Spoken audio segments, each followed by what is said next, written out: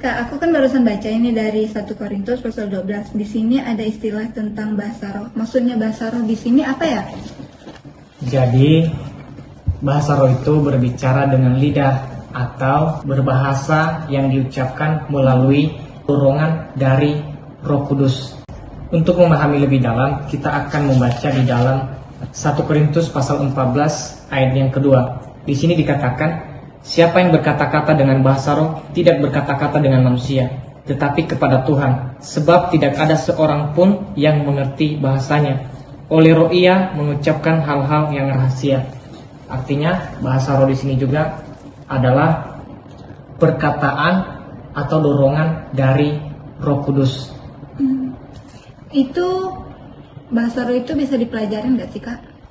Untuk memahami hal ini, apakah bahasa roh bisa dipelajari? Untuk itu kita akan membaca di dalam 1 Korintus pasal 12 ayat yang ke-7 sampai ayat yang ke-11. Di sini akan saya bacakan. Tetapi kepada tiap-tiap orang dikaruniakan penyataan roh untuk kepentingan bersama. Sebab kepada yang seorang roh memberikan karunia untuk berkata-kata dengan hikmat, dan kepada yang lain roh yang sama memberikan karunia berkata-kata dengan pengetahuan.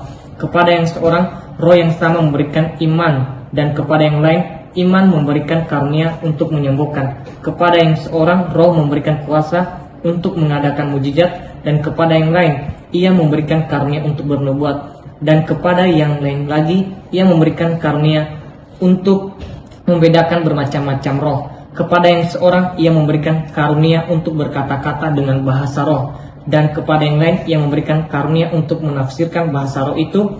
Tetapi semuanya ini dikerjakan oleh roh yang satu dan yang sama, yang memberikan karunia kepada tiap-tiap orang secara khusus seperti yang dikehendakinya.